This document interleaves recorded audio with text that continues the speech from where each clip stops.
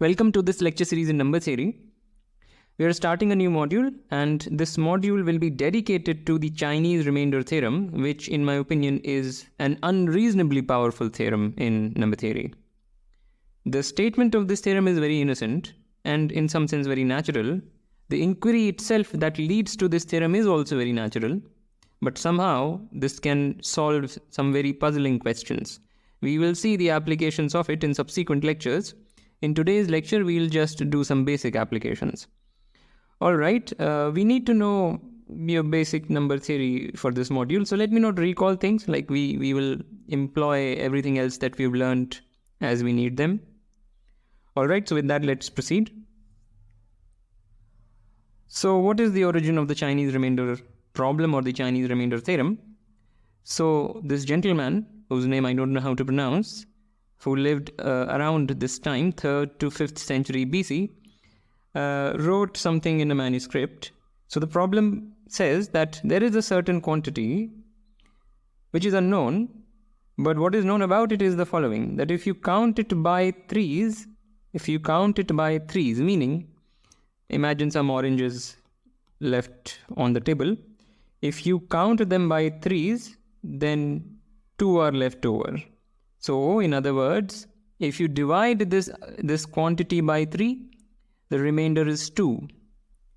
If you count it by 5s, then 3 are left over, meaning if you divide it by 5, then 3 is the remainder. And if you divide it by 7, then 2 is the remainder. So this is known about the quantity. Can we say something about the quantity concretely? Can we at least nail down one such quantity concretely? And I think here 23 does the job. 23 leaves a remainder of 2 when divided by 3. It leaves a remainder of 3 when divided by 5. It leaves a remainder of 2 again when divided by 7. So there is one such quantity.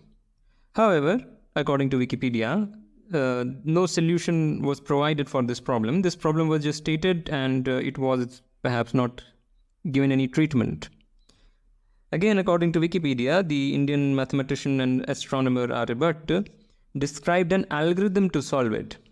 Now, I don't exactly know what that means. If you want to solve this problem, if a solution exists, you can find it in principle by brute force. And brute force is an algorithm. So I think what this means is that Aryabhatta's algorithm was able to decide when this problem is solvable and when this is not solvable. And when it is solvable, it will find a solution. Whatever is the problem, I haven't even stated the problem in generality, but I think that's what this means. And then according to Wikipedia again, this Chinese gentleman in 1247 AD obtained a proper complete solution, which I think is what we are going to discuss. By a complete solution, Wikipedia doesn't say what this means, but I reckon what it means is what we are going to do in this lecture. Right, so this is a toy problem which illustrates exactly what we want to illustrate. This is a simpler version of what the problem Sunzi posed. There we had 3 different divisors. Here we have only 2 divisors. So in Sunzi's formalism, this would count as there is some quantity x, which if you count by 5s, leaves a remainder of 2, and if you count it by 7s, it leaves a remainder of 3. Right, and he had one more thing, but whatever. So once we understand a little bit about this, we can maybe come up with a general statement. So maybe forget about all of the things that I said. Just look at this problem. We are asking if there is an integer x which satisfies these 2 congruences simultaneously. Okay? And if yes, if there is one such integer, then can we characterize all of them? All right. Try it. Before you look at the solution I'm going to present, try it. Try to even experiment. I mean, you don't need to come up with any proof or anything. Just even observing a pattern will enlighten you. Write down all the x's which satisfies this congruence. Write down all the x's which satisfy this congruence. Find out the common terms. You will see something. You will see a pattern, and that will guide you to a proof or solution of this problem. But anyway, let me do it in a sort of an algebraic fashion. So what is the first congruence saying? The first congruence is given to be this, which is equivalent to saying that x is 5 times k plus 2 for some integer k. Right? So now the question becomes, is there a k such that if I substitute 5k plus 2 in place of x here, I make this congruence true? That will address the existence question. It will so happen that in the process we will already address this characterization question, but let's see. So now, looking for a k such that 5k plus 2 is congruent to 3 modulo 7. We are looking for such a k, which is equivalent to saying that 5k is congruent to 1 modulo 7. But note that, importantly, 5 is relatively prime to 7. And therefore 5 is invertible modulo 7, and therefore this is indeed solvable. There is one such k, and let's find it. So 3 is the inverse of 5 modulo 7. We multiply by 3 on both sides to obtain this. And the left side is nothing but k modulo 7. So we have this, and therefore k is 7l plus 3 for some integer l. But we were interested in x, not in k or l or anything. X is 5k plus 2 and k is 7l plus 3. Let me box the two things.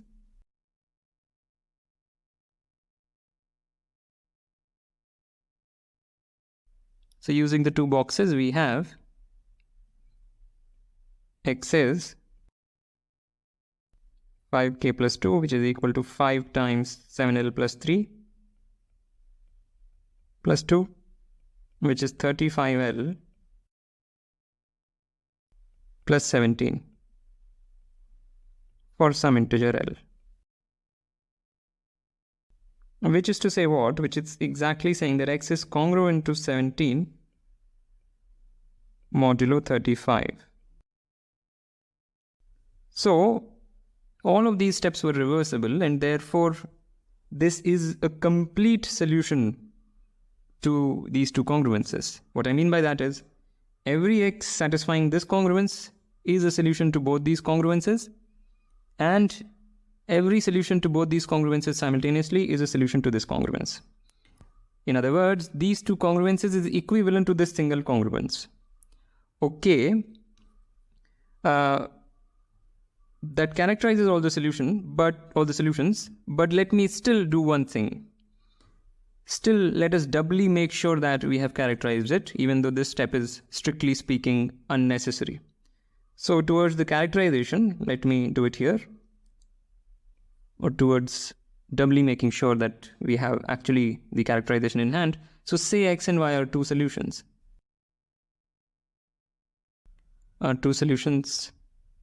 Of the given congruences. So then we have x congruent to 2 and y congruent to 2 modulo 5, and x congruent to 3 and y congruent to 3 modulo 5. Sorry, modulo 7. But the first one says that 5 divides, since we have these two congruences, if we subtract them, then we have x minus y is congruent to 0 modulo 5. And similarly, the second one says that x minus y is congruent to 0 modulo 7. So we deduce that x minus y is divisible by 5. And it is also divisible by 7. And hence divisible by 35, because 5 and 7 are relatively prime. So that is just showing that the congruences are unique modulo 35. Any two solutions, they are the same modulo 35, and that's what we saw. Anyway, as I said, this step was strictly speaking unnecessary. All right, but let's see an example of a pair of congruences. So we have these two congruences. The question is, can we solve them simultaneously? X leaves a remainder of 3 modulo 4 and it leaves a remainder of 1 modulo 12. Is it possible that there is one such X? No, because this says that X is congruent to 3 modulo 4, but this in particular says that X is congruent to 1 modulo 4. If X minus 1 is divisible by 12, it is certainly divisible by 4, and hence this also holds. But those two congruences cannot simultaneously hold. We cannot have an X which is congruent to 3 as well as 1 modulo 4. So there is no solution, and this is the linchpin of the final statement of the Chinese remainder theorem. To always guarantee a simultaneous solution, you need relative primality of the divisors. Here 5 and 7 were relatively prime. Here 4 and 12 are not relatively prime, which is the source of the loss of a solution. Okay, so now we can hopefully prove the full statement. So this is a general fact. We will further generalize it, but this is a general statement. Fix two relatively prime integers and assume they are positive. Then these two congruences admit a simultaneous solution for any choice of R and S. No matter what R and S you choose, there is always a simultaneous solution to these two congruences. The first congruence is modulo M, the second congruence is modulo N, and as we have already said, they are relatively prime. Okay, and further, the solution is unique modulo Mn. There will be infinitely many solutions, but it will be unique modulo Mn. Alright, and this is exactly what we saw in the toy problem, except there M was 5 and N was 7. So yeah. So let's prove this. We will be employing the same proof as in the previous slide. So here is the proof. So say, or let k be arbitrary, k be an integer, and let x equals mk plus r. So this is exactly the set of solutions for the first congruence. You choose an integer, you form this number, that is a solution to this, and these are precisely the solutions of that. So we are looking for a case such that if we substitute this in place of x, this becomes true. So not writing a lot of things, we are interested in finding k such that this happens, which is equivalent to saying that this is true. But now again, since m and n are relatively prime, m is invertible modulo n, so this gives us that k is congruent to m prime s minus r mod n, where m prime is the inverse of m modulo n. Let me write that.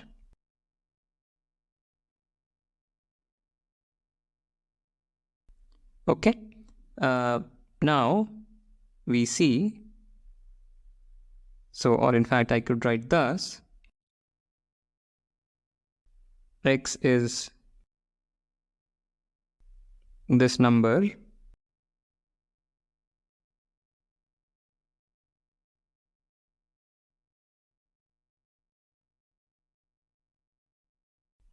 and x is this number, which is,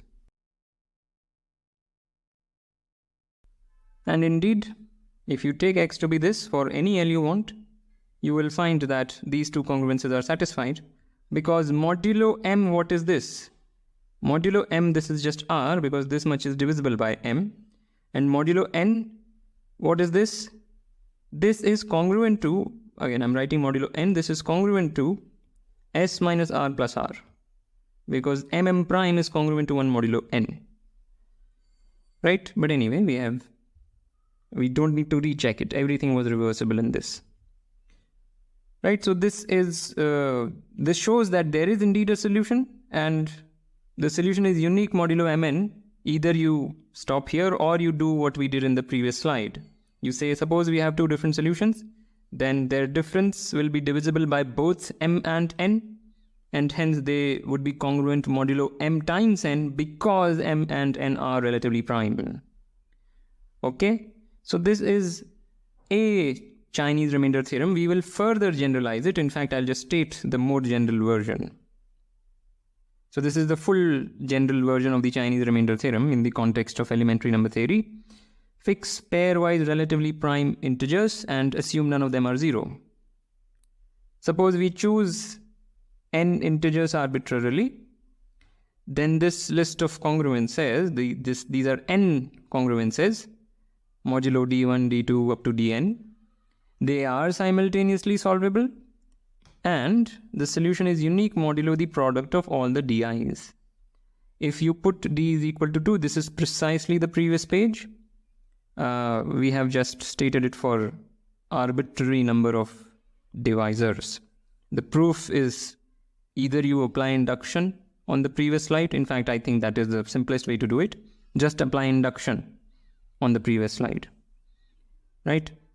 The first two congruences are solvable uniquely modulo d1, d2, and therefore you have sort of reduced the set of divisors that you were dealing with by one count and so on. So I'm sure you see why this general statement holds. All right. So now let's look at a few examples, and that will be it. So we want to simultaneously solve these three congruences. All right. Again, you're encouraged to pause the video and work this out. That would be the best way. So the first congruence is equivalent to, since 2 is invertible modulo 5, we can find an inverse. In fact, 3 is the inverse of 2 modulo 5, so we get x is congruent to 3 modulo 5. Right, all I've done is that I've multiplied both sides by 3 here. The second congruence, 3x is congruent to 9 modulo 6, is equivalent to 3x is congruent to 3 modulo 6, which is equivalent to 3 times x minus 1 is congruent to 0 modulo 6. But this is equivalent to x is congruent to, or rather I'll say 2 divides x minus 1.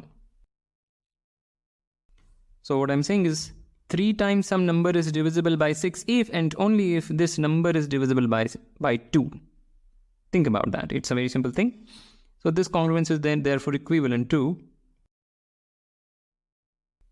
x is congruent to 1 modulo 2. So the first congruence we have boiled down to this orange bracket. The second congruence we have boiled down to this orange bracket. And the third congruence, 4x is congruent to 1 mod 7. This is equivalent to, we multiply both sides by 2. 4 is relatively prime to 7, so there is an inverse of 4 modulo 7, which is 2. So we get x is congruent to 2 modulo 7. So we know there is a solution, and it is unique modulo 5 into 2 into 7, which is 70. So modulo 70, there is a unique solution to these three congruences, as since those three congruences are equivalent to these three congruences. So let's find it. Let's find the solution. What about these two congruences? We could employ the same strategy as we did for the toy example, but maybe we can just guess a solution because we know it is going to be unique modulo 10. The solution to these two congruences, simultaneous solution I mean, is going to be unique modulo 10. And modulo 10, what is the next which does these two things? Well, if you take 13, that does it. So the first two congruences become equivalent to x congruent to 3 modulo 10. I said 13, but 13 is same as 3 modulo 10. Right? If x is congruent to 3 modulo 10, then it will be congruent to 3 modulo 5, no question about it. But it will also be congruent to 1 modulo 2. Any such x will be an odd number basically. So this simultaneously solves these two. So now we are worried about only this congruence along with that congruence. So that is where we are now. And to solve it, again, we say that write x as 10k plus 3 and substitute in the second one. So we get 10k plus 3 is congruent to 2 mod 7, which is equivalent to 3k is congruent to minus 1, which is 6. But I'll write minus 1. And what is the inverse of 3 modulo 7? Let me multiply both sides by 2, so we get 6k is congruent to minus 2 modulo 7. But 6k is congruent to minus k, which gives k is congruent to 2. And therefore x is 10 times 7l plus 2 plus 3, so that is 70l plus 23. Right? So modulo 70, the remainder should be 23, and we can check it. For instance, if we put 23 in place of x, this will be 46, which is congruent to 1 mod 5. 23 in place of x here, we get God knows what. 69. 69 is congruent to 9 modulo 6, is it? Yeah, because 60 is divisible by 6. So this is also true. And if we put 23 here, we get 12. 4 3 are 12, carry 1. 92, and 90 is 91 divisible by 7, it is. So it does actually satisfy as it should have. We already knew it would. So this is the precise set of solutions to this congruence. In the language of congruences, we can write the solution as x congruent to 23 modulo 70. So with that, I want to end this lecture. As usual, like, comment, share, subscribe, and I will see you next time.